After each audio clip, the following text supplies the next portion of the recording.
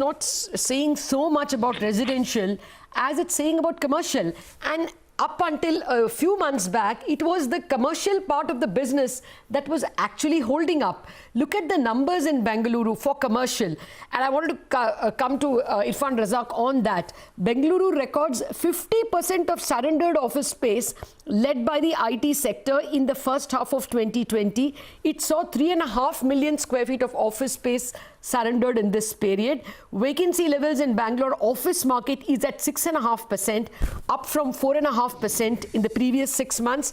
And IT has reduced space taken up in the city by 64% year on year. Mr. Razack, these are eye-popping numbers. Morning, Lata.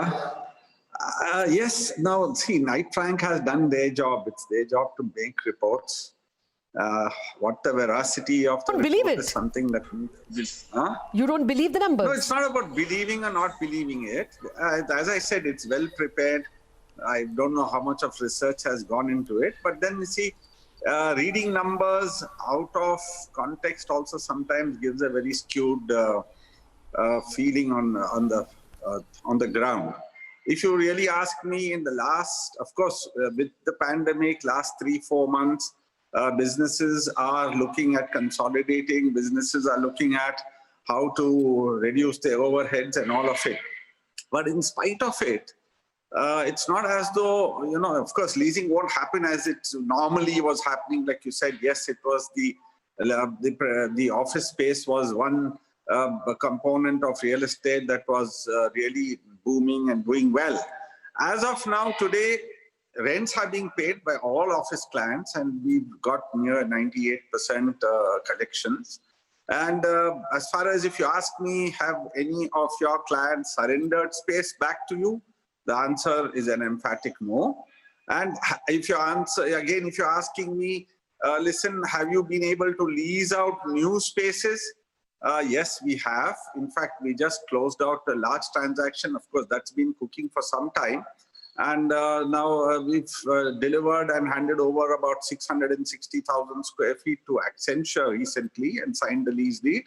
And very recently, just last week, I can't name the client, but we've signed up a large space in CBD for 300,000 square feet, and at a fantastic rate of rent.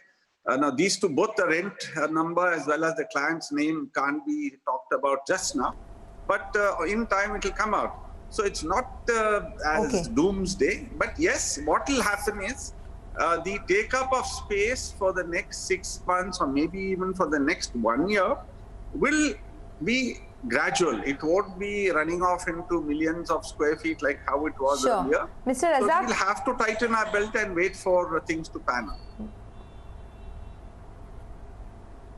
Got that. So this is important what you're telling us, that rents have been paid by 90% of your clients and no one has surrendered space just yet. But have rentals fallen in June and July compared to what it was in, say, the preceding 6 months? No, there's no renegotiations of rentals at all. So the question of rentals falling doesn't arise. And of course, when the new leases do happen, there will be some hard bargaining, and depending on the space availability, depending on the pressure that you have to lease out of the space, each company will decide what is best for them. But I don't think there'll be any drastic reduction in pricing. Actually, honestly, it is firmed up. But then it's too early days. We need to look at it properly, and we need to really see how things can pan out in the next maybe 4 quarters. I won't even say 2 quarters. But the leasing of office space is here to stay. It's not as though it's going to vanish. The demand will come back with a bang. But right now, the world has to stabilize. The world has to get on its feet. And at the moment, none of us are on our feet. So that's how things are. Okay, Mr. Sharma, we are completely out of time. So a quick reply from you, sir. I know you serve the residential space more, but your comments on the office space. IT results have been good. Work from home has clicked, and therefore there could be more offshore jobs than onshore jobs for IT companies. Do you see commercial sector picking up already, troughing out already, or is it still a hope for the next second half? Lata, the answer lies in your question itself. I have been maintaining and telling that India's IT strength remains at this point of time one of the key growth driver in times to come. The IT companies will start even recruiting as well number of people.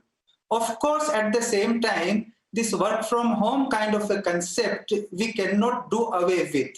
So it will be realignment, as Mr. Irfan was telling, that while the new leases may take time and there may be certain adjustments in the rentals as well, but going forward, the belief on both the office space as well as on the residential space, the core demand remains intact.